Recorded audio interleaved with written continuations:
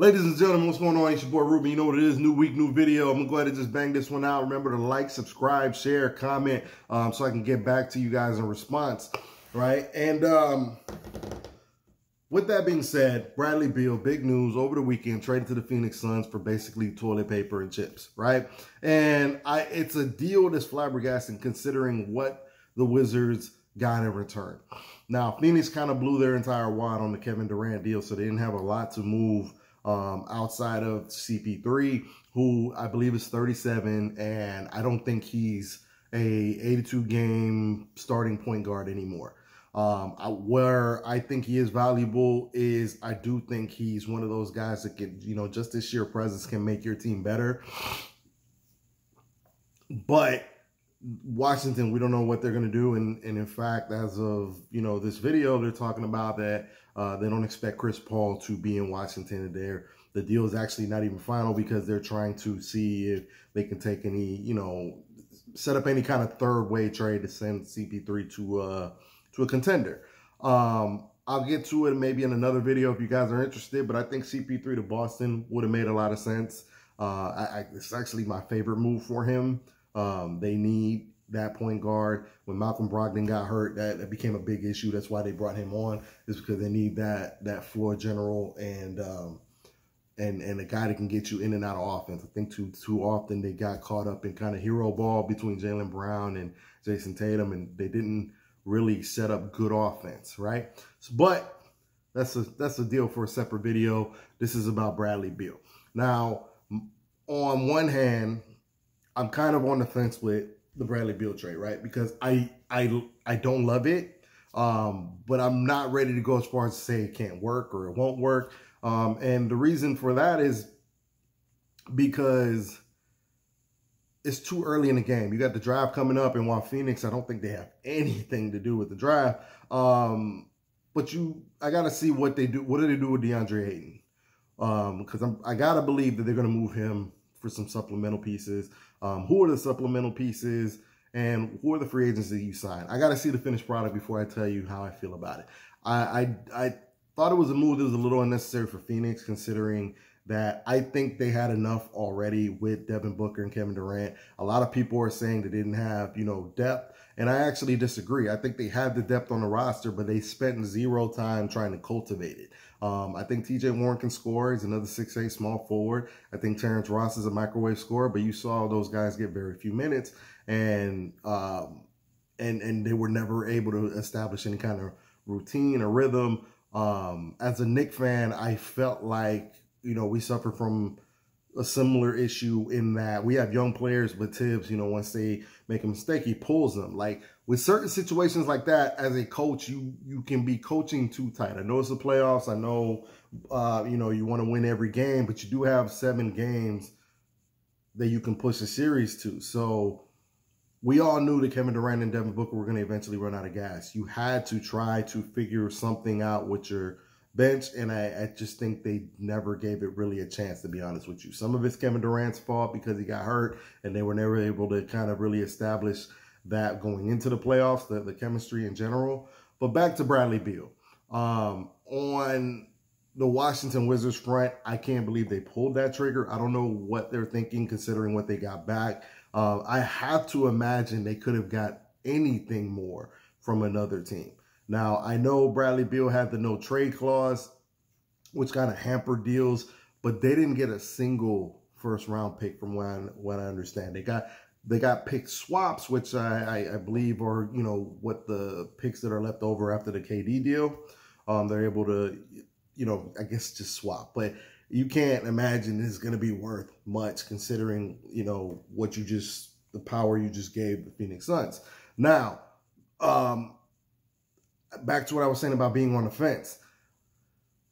Value-wise, like, they got great value. It's a steal of a deal for Phoenix. However, with the new rules in the CBA, this is pretty much it. They have to get bargain basement guys, and they have to be really smart doing it. Now, I think you can be very smart doing it. Remember, Frank Vogel is a defensive guru. Now, these guys don't play any defense, but let's say, for instance, that he's able to re-sign he's able to pick up like a JaVale McGee, which was somebody I think the Mavericks had they didn't even use.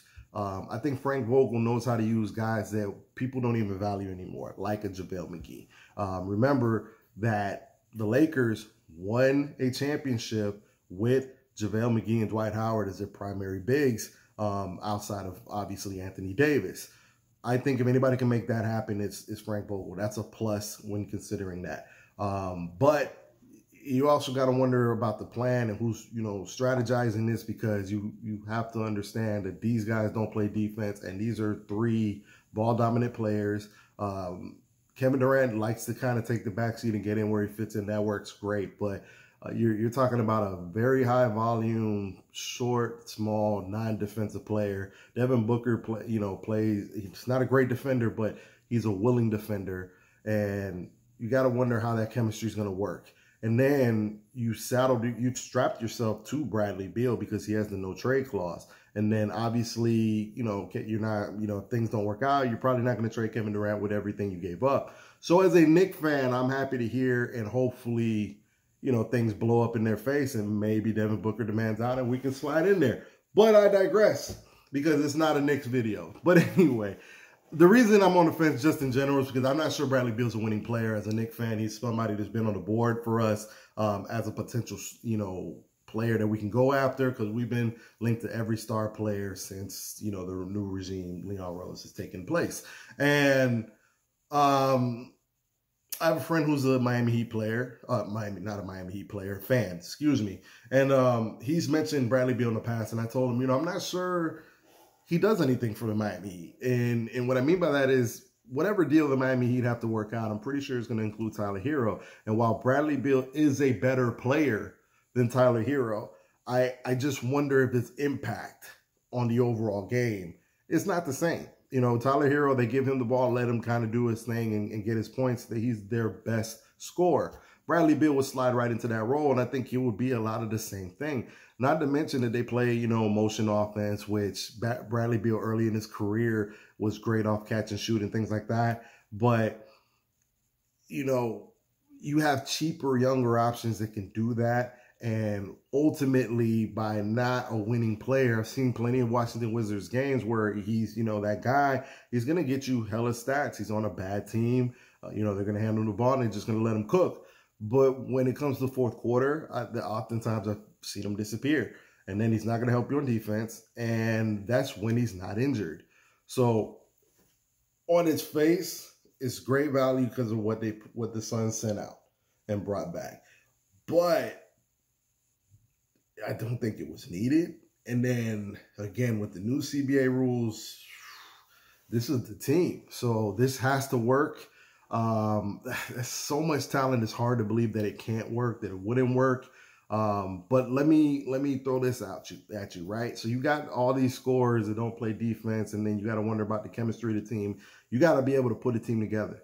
You have a well-oiled machine in the Denver Nuggets, right? Are they really better than the Denver Nuggets? Can you say that for sure? Because I don't know, because they don't have anybody for Jokic. They can score, because ultimately, this is what I hate about this era of basketball, is that you can stack your team like that, but a team that plays good basketball, right? You don't necessarily need that much talent to be a dominant team, right? If you have a team with like a Jokic and all these guys that know their role, and they can shoot threes and they can play defense, and they got a go-to scorer, and they got a guy that's going to get them rebounds and easy buckets when they need it. Like, they got guys that do basketball the right way, right? It's infuriating to watch some teams kind of try to microwave the process to put all this talent together, and it's kind of often why you don't see it work. One of the reasons it worked with, for instance, LeBron in Miami is, that's LeBron James. You're talking about one of the greatest ever to do it, and some might argue the greatest of all time, but again, that's a debate for another time. But he's also a facilitator type. Dwayne Wade took a back seat, and then the East, very weak, right? So that's just something to think about. You see KD went to Brooklyn, how that worked out. You see James Harden going to Philly, how that's working out. You see how it didn't work with, how Phoenix wasn't able to overcome Denver. tends to not work out when you're able to be that top heavy. Cleveland couldn't take out the Warriors, and that was the team that did it the right way. Granted, they have two of the best shooters of all time, but they drafted them, they cultivated them, they built that, they created that system. So I'm on the fence. Let me know how y'all feel about it, all right? Because I got to really think about it. And keep following your boy for more videos. Football season's around the corner. We're about to start hitting y'all up on those. So, again, let me know your thoughts. Peace.